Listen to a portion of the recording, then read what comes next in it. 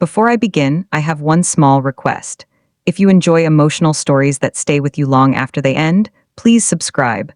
It helps me bring more meaningful stories to life. Now, let me tell you the hardest chapter of my life.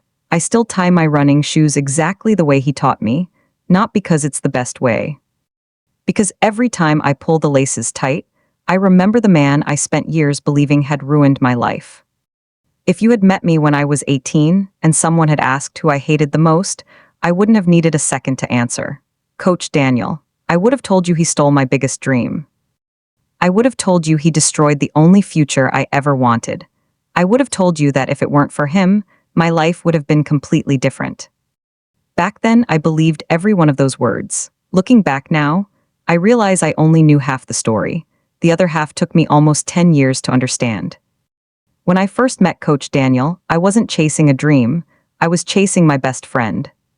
His name was Mason, and he had this brilliant idea that joining the track team would make us look more interesting to college scouts.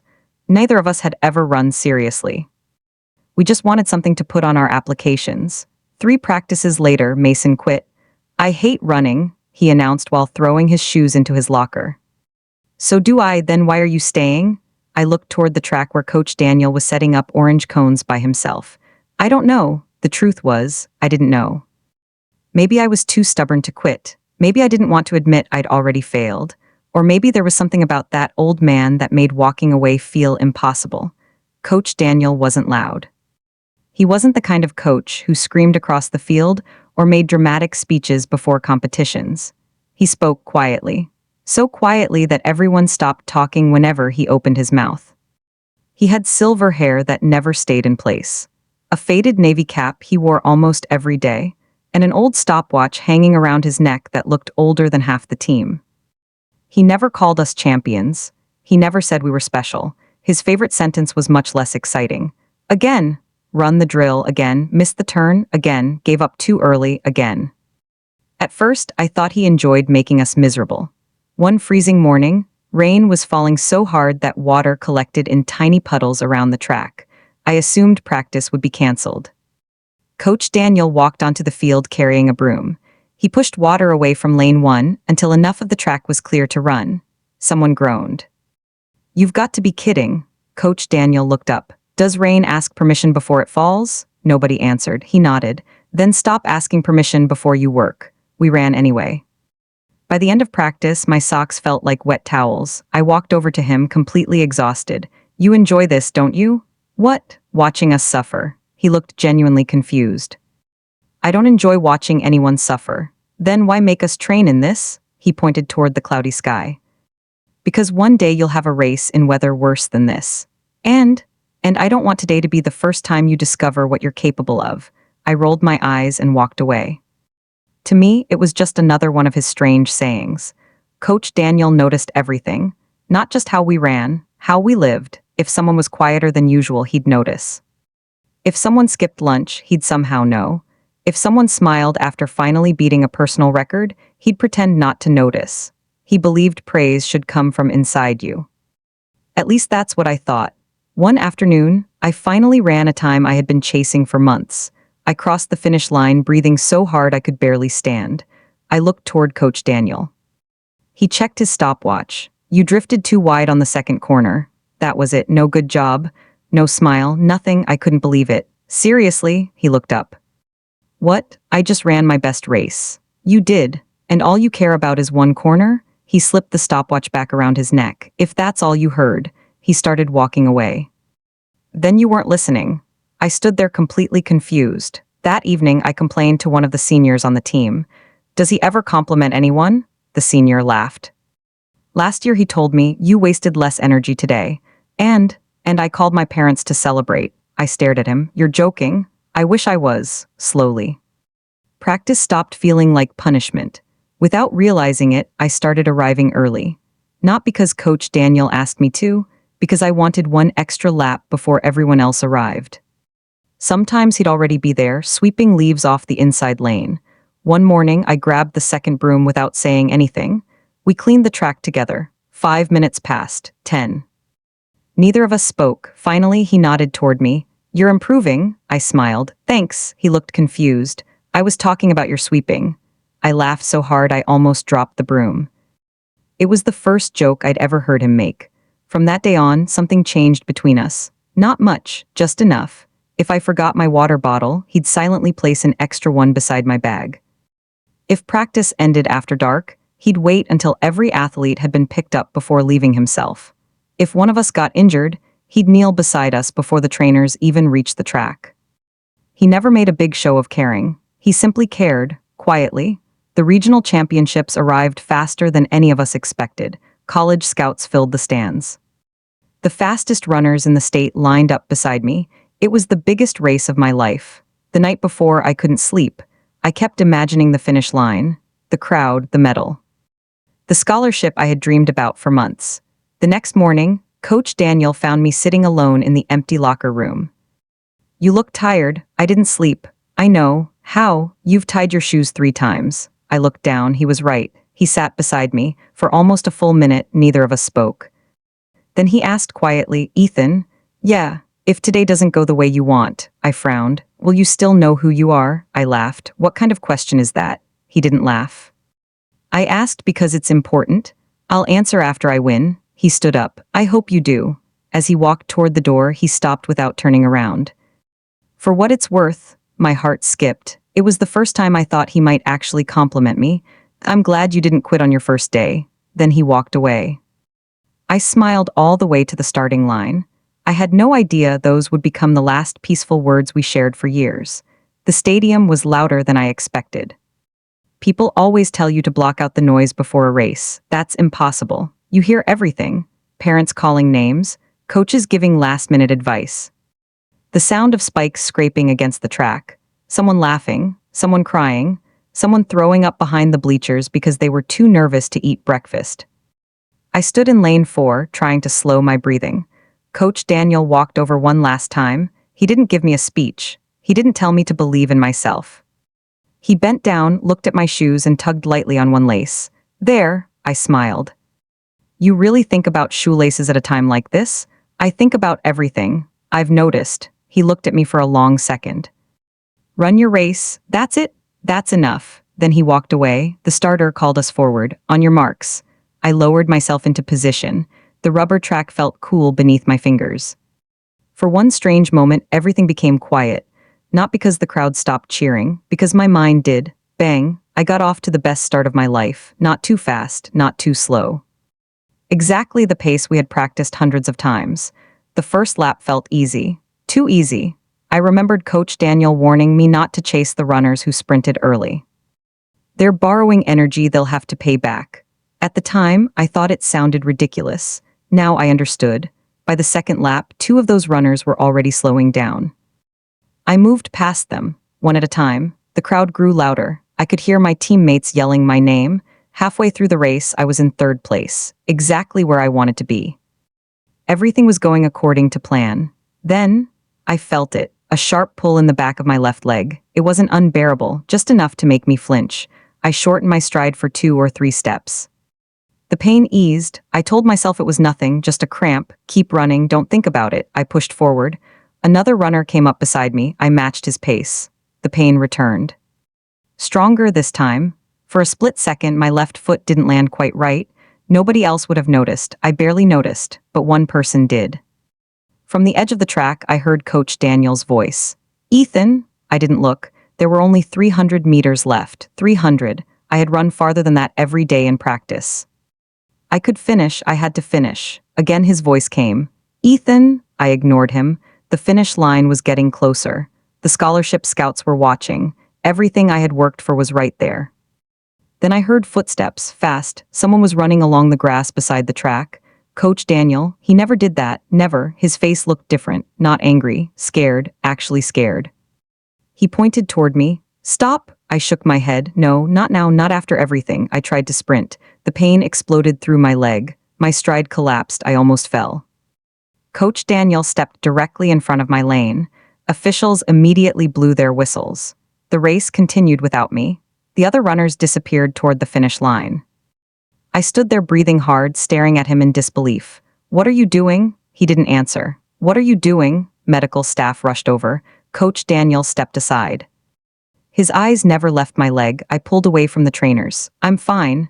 No, you're not, one of them said. I'm finishing. The race is over. I looked toward the finish line. The winner had already crossed. The crowd was cheering. A medal ceremony was already being prepared. It felt like the world had moved on without me.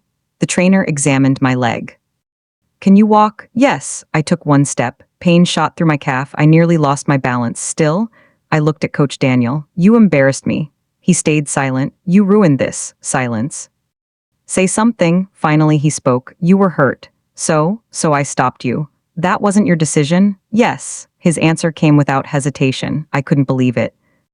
My scholarship? Silence. My season? Silence. My future? Nothing. He simply stood there. The same man who always had the right words suddenly had none, or maybe. He had chosen not to use them. The doctor arrived a few minutes later. After a short examination, he looked serious. You've partially torn your Achilles? I stared at him. If you had kept sprinting, he paused. There's a good chance it would have ruptured completely. I laughed bitterly. So now I'm supposed to thank him? No, the doctor folded his clipboard. But you should understand what almost happened. I didn't care. All I saw was the empty lane where I should have finished.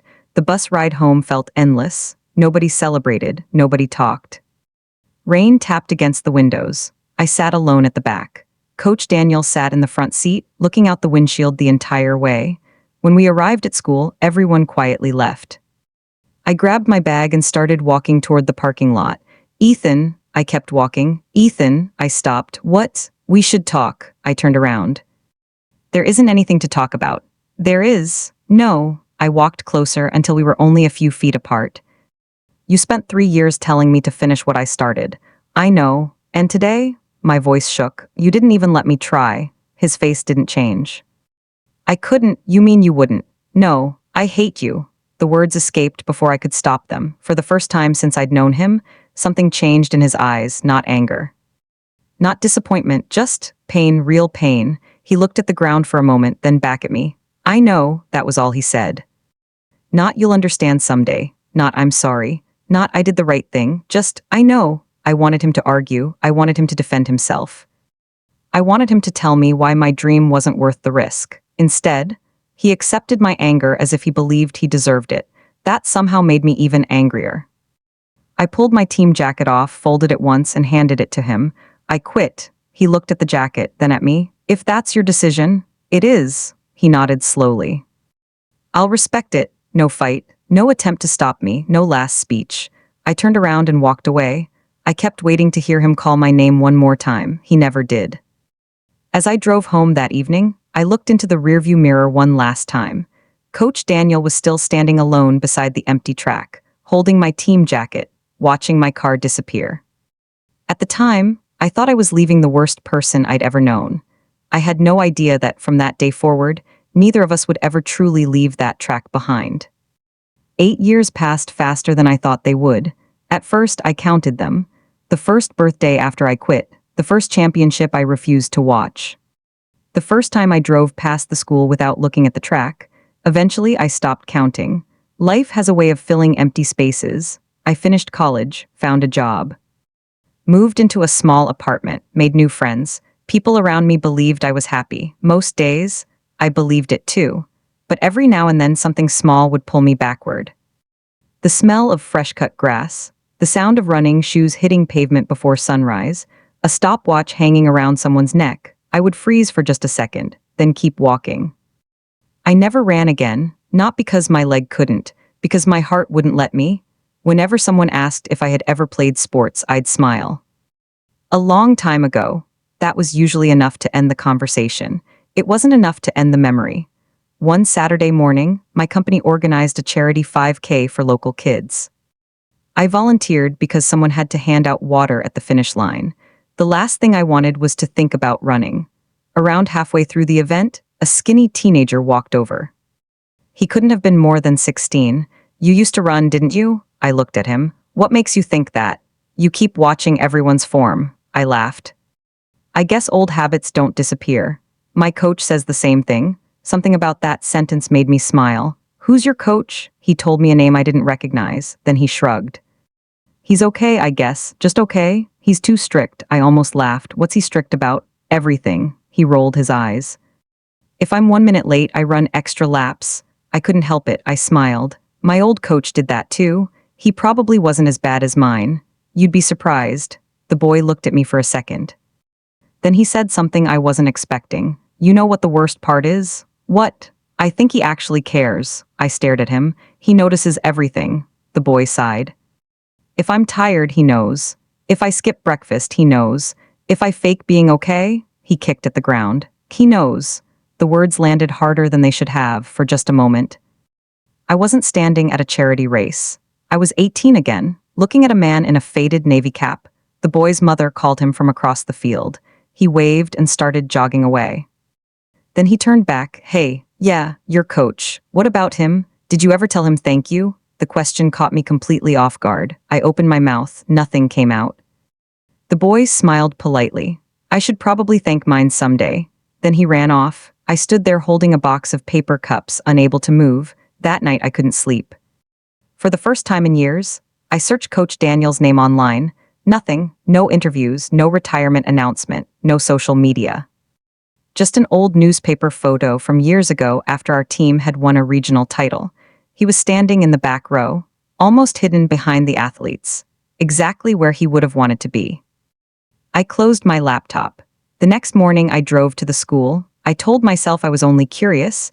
The track looked smaller than I remembered. The fence had been repainted. The bleachers were newer. But the inside lane still collected leaves near the first turn. Coach Daniel used to sweep that corner every morning. I smiled without meaning to. A younger coach was leading practice now. I watched from outside the fence for a few minutes. The athletes laughed, complained, ran another lap. Nothing had changed. As I turned to leave, someone behind me said, "Ethan?" I turned around. Standing there was Marcus. He had been 2 years ahead of me on the team. He looked older, a little heavier, but his smile was exactly the same. I almost didn't recognize you. It's been a while, a long while. We shook hands. What brings you here? I don't know. He looked toward the track. I come back sometimes too. We stood there in silence. Finally, I asked the question I'd been avoiding. How's Coach Daniel? Marcus looked at me strangely. You really don't know? A knot formed in my stomach. Know what? He retired last year. I let out a slow breath. Oh, Marcus smiled. He fought retirement longer than anyone expected. I can imagine. He still shows up sometimes. Something inside me lifted. He does? Marcus nodded. Usually early in the morning. I looked toward the empty track. I guess old habits don't disappear. Marcus laughed. No. Then his smile slowly faded. You know. He looked at me carefully. He always blamed himself. I frowned. For what? Marcus seemed surprised. For you. I stared at him. What are you talking about? The race. I felt my chest tighten. He thought he lost you. I looked away. He did. Marcus shook his head. No, he stopped me. He saved you. I sighed. That's easy to say now. Marcus was quiet for a long moment. Then he asked softly, do you know what he did after you left? I don't care. The words came out automatically. Marcus didn't answer right away. Instead, he reached into his wallet and pulled out an old team photo. There we all were, mud on our shoes, medals around our necks. Coach Daniel standing in the back like always. Marcus pointed to the empty space beside me. You know why nobody ever wore number 11 after you quit? I frowned. I don't. Marcus looked back at the photograph. Coach Daniel wouldn't let anyone have it. I blinked. What? He said. Marcus smiled sadly. Leave it, he might come back. I couldn't breathe for a second. Every season, Marcus continued quietly, someone asked for number 11. And every season, he looked at me. Coach Daniel said no. The wind moved gently through the empty bleachers. I stared at that old photograph. For 8 years, a jersey had been waiting. Not because Coach Daniel believed I'd become a champion, because he believed I still belonged, and for the very first time since I left that track. I wondered if the person I had been angry with all those years had actually been waiting for me to find my way home. The team photo stayed on my kitchen table for almost a week. Every morning before work, I'd glance at it while pouring coffee. Every evening, I'd tell myself I should put it away. I never did. My eyes always drifted to the empty space where I used to stand. Number 11. The following Saturday, I woke before sunrise. For the first time in years, I opened the closet and took out my old running shoes. The rubber had worn smooth. One lace was newer than the other. I sat on the edge of my bed for a long time before putting them on. Without thinking, I tied the left one first. Not too tight, just enough. The track was almost empty when I arrived. A cold breeze pushed dry leaves across lane 1. Near the storage shed, a broom leaned against the wall. I picked it up and started sweeping. A few moments later, I heard footsteps behind me. "You still missed the corners." I smiled before I even turned around. Coach Daniel stood there wearing the same faded blue cap. Older, a little slower. But somehow exactly the same. He picked up another broom. Neither of us said a word. We swept the track together. The only sounds were the brushes against the ground and birds waking in the trees. When we reached the finish line, we both stopped. I looked across the empty stadium. I used to think this finish line would decide my whole life. Coach Daniel looked down the track. "I know." After a long silence, I asked the question I'd carried for 8 years. "Why didn't you ever explain?" He rested both hands on the broom. "Would you have listened?" I opened my mouth. Then closed it again. He didn't need an answer. A whistle echoed across the field. The new team was arriving. One boy stayed behind while the others jogged away. He kept pulling at his shoelaces, looking around like he wasn't sure he belonged there. Coach Daniel noticed him first. He always noticed first. Without saying anything, he handed me the broom. I walked over. "First day," the boy nodded. "I don't think I'm good enough." I crouched beside him. One of his laces had come loose. "Hold still." I tied it carefully, not too tight, just enough. He watched my hands. "My coach says that every time." I smiled. "He's right." The boy stood up. "I'm still nervous." So was I. He looked toward the track. "What if I fail?" I shrugged. "Then come back tomorrow." He smiled, a real smile. Then he ran toward the others. I stayed there for a moment before turning around. Coach Daniel was standing near the finish line. He looked at me, gave one small nod. Then he picked up his old stopwatch, slipped it into his pocket, and started walking toward the parking lot. Halfway there, he raised one hand without looking back. I watched until he disappeared beyond the gate. The morning practice had already begun. Shoes tapped against the track. Someone laughed. Someone complained about another lap. Life moved forward. It always had. I looked down at my own shoes. The laces were still tied exactly the way he had taught me all those years ago. Not too tight, just enough. And for the first time, I realized that was never just advice about running. It was the way he treated people, too. Never holding them so tightly that they couldn't grow. Never letting go so easily that they felt alone. Every morning, I still tie my running shoes the same way. And every time I do, I think about the man who never taught me how to win a race. He taught me how to become the person someone else could count on when they needed it most.